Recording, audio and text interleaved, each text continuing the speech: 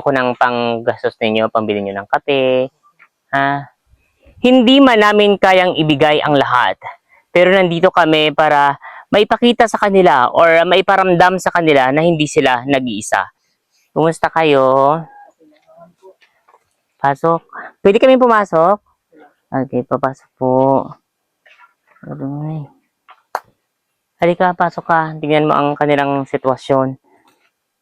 Kumusta kayo dito? Dalawa lang kayo dito ang nakatira. Opo. Sino po ang panganay sa inyo? Ako po. Si Kuya. So, dito ang tinitirahan nila mga kumare. Tingnan ninyo ang sitwasyon ng magkapatid na ito mga kumare. Nagkain na kayo? Oh, wala pa. Di pa kayo naka-almusal, nakatanghalian? Parang nanginginig. Parang ako'y nanginginig. Pero may pangsaing kayo? Wala po ngayon. Wala din. So may mga dumadalaw din dito sa inyo? Meron rin po. Meron. Naabutan din kami kahit pa paano po. Naaabutan din kayo. Opo. So ikaw kuya, ilang taon ka na? 19 po. 19. Itong September po. September ngayong September? Opo. September 17 po. 17. Mga kumare. Ikaw kuya, ilang taon ka na? 14 po. 14. So, kumusta po ay kayo ay balita ko kayo na ay nag-stop na daw po sa pag-aaral? Opo. Bali, May- ano po ang grade kayo natapos? Grade 8 lang natapos. Grade 8 lang kayo. Kumusta yung pang-araw-araw na buhay na kayo lang dalawang magkapatid dito? Okay lang naman po. Kami lang. At least nakaka-focus naman kami kahit pa paano. Nakakaraos din kahit Opo. paano? Opo. Ay. Ayun mga kumare kong kirit-kirit, napakasakit sa damdamin nating mga kapwa Pilipino at kababayan ay meron tayong mga kababayan or kabataan nga po na ulila na sa kanilang mga magulang at dito naninirahan sa apok-apok na ganito ang sitwasyon ng kanilang pamumuhay mga kumare kong kirit-kirit. At kuya, ano ito ang nakikita ko sa iyong harapan? Ano ito siya? Bulaklak po yan. Bulaklak. So ito po ang pinagkakaabalahan mo? Opo, ito po yung finished product po. Okay. Tingnan mo ma'am, ito ang kanilang finished product na ginagawa ni Kuya, pinagkakaabalahan niya. Ito po ay binibenta ninyo? Opo, sa Puerto po yan. Sa Puerto. So magkano po ang ganitong bintahan? 80 po. 80 pesos. Wow. Ikaw lang din po ang may create nito? Opo, Ikaw lang ang gumagawa? kami pong dalawa. Kayong dalawang magkapatid. Tingnan mo mga kumari kong kirit-kirit dahil sa kahirapan ng buhay talagang hindi nagpapabaya si Kuya dahil kahit ganito ang sitwasyon, gumagawa sila ng paraan para kumita at may pang araw-araw sa kanil pangtustos sa kanilang pang araw-araw mga kumari kong kirit-kirit. So, oh my God, pati ang hirap naman ng sitwasyon ng dalawa lang kayo. Dalawa lang ba kayong magkapatid? Opo. Ni Kuya, dalawa lang kayong Opo. Merong 4 po kami yan sana. Kaso nga lang, naghiwalay na yung kapatid kong pangalawa sa akin. Ay, babae, lalaki? Babae po. Okay. Bali, 4 kayo. Ikaw po ang pinakapanganay. Opo.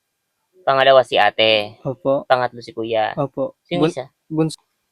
Mga kumari kong kirit-kirit ay, kung makikita ninyo ay si Kuya habang nandito kami ay ginagawa niya pa rin talaga yung mga bagay na pwedeng pagkakitaan dito po sa kanilang tahanan mga kumari kong kirit-kirit. Napakahirap sa pakiramdam na makita yung isa sa mga kababayan natin na tingnan mo ma'am ang kanilang tahanan ay pinagtagpi-tagpi na nga po itong mga tela at may mga trapal pa din po talaga na sobrang luma na mga kumari kong kirit-kirit. Napakasakit sa dibdib na may mga kababayan tayong galito din ang sitwasyon mga kumari kong kirit-kirit. Kaya maraming salamat sa isang concerned citizen na nag-chat po sa atin para mabisita yung mga bata na ito na nandito nakatira sa apok-apok sa Apis mga kumari. Kumusta ang pakiramdam ninyo na dalawa na lang kayo ng kapatid mo dito nakatira? Medyo malungkot din po. Tapos, kami-kami lang din na gatulungan na lang. Bali, ang gamit niyo ay solar? Opo. Solar yan. Talaga, ang hirap ng sitwasyon mo. Ikaw kuya, kumusta? Anong pakiramdam na dalawa na lang kayo ni kuya? Buti hindi mo iniiwan si kuya. Wala po. Kami lang po ay magkakasundo. Dalawa lang din kayo ang magkasundo. kung nagtutulungan din kayo ni kuya dito sa bahay. Opo. Hirap ng sitwasyon. May mga kamag-anak naman po kayo dito sa barangay Apocapo. Wala po. Pero sa puerto po mga kamag-anak namin sa nanay. Sa nanay. Kumusta Opo. naman po ay natutulungan naman po kayo ng mga relatives or kamag-anak ninyo sa mother side? Opo, natulungan naman din po kami. Kaso, yun, di lang namin nahihiya din kami maglapit. Oo. Kaya nagagawa na lang kami ng sarili namin paraan po.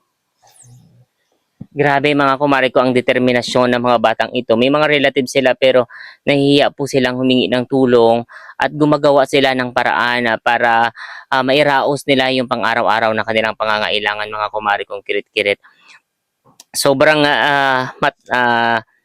nakaka-proud yung mga ganitong sitwasyon kasi alam ninyo hindi lahat ng ganitong bagay kayang tiisin ng mga tao sa paligid mga kumari ko ay sila ay napakatitibay ng loob at gumagawa ng paraan para may survive yung kanilang pang-araw-araw mga kumari kong kirit-kirit.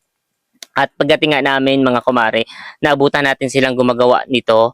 And of course, hindi pa raw po sila nakakapag umagahan at hindi pa nakakapag tanghalian mga kumare kong kirit-kirit.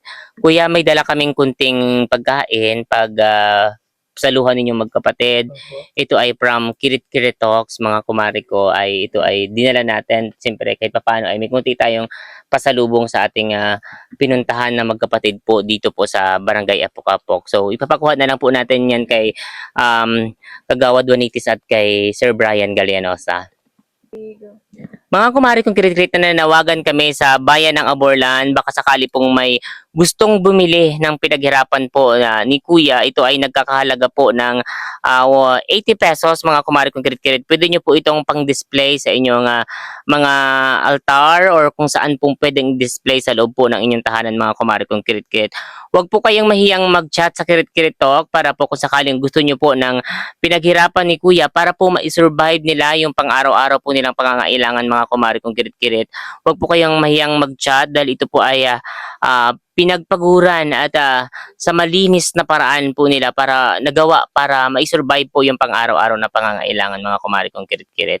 So ayun po, huwag po kayong mahiyang mag-chat at i-PM ako para po kung sakaling magustuhan ninyo at bilhin nyo po ang product na gawa nila Kuya ay maraming salamat po at malaking bagay po ito ang makakatulong sa kanilang magkapatid mga kumari ko. Pero mga kumari kong kirit-kirit, dala na po ni Kagawad Juanites at ni Sir Brian Galeno sa ang aming kunting dala para po sa inyo, para po ay makaraos kayo sa mga ilang araw. Meron po tayong tinapay dyan at kunting dilata at noodles. May sabon din po kaming binigay para po sa inyo magkapatid, Kuya. And then ito po ay bigas para po makasurvive kayo ng ilang araw po dito po sa inyong tahanan mga kumari kong kirit-kirit. Pwede na po tayong magsaing para po ay hindi pa po sila nakakaalmusal, so samahan natin silang magluto ng kanilang sinaing. May tubig naman po kayo, ready naman po para makasaing sila Kuya mga kumari kong kirit-kirit. So ayun mga kumari ko, samahan nyo ko at alalayan muna natin sila sa kanilang pagluto mga kumari kong kirit-kirit. Let's go.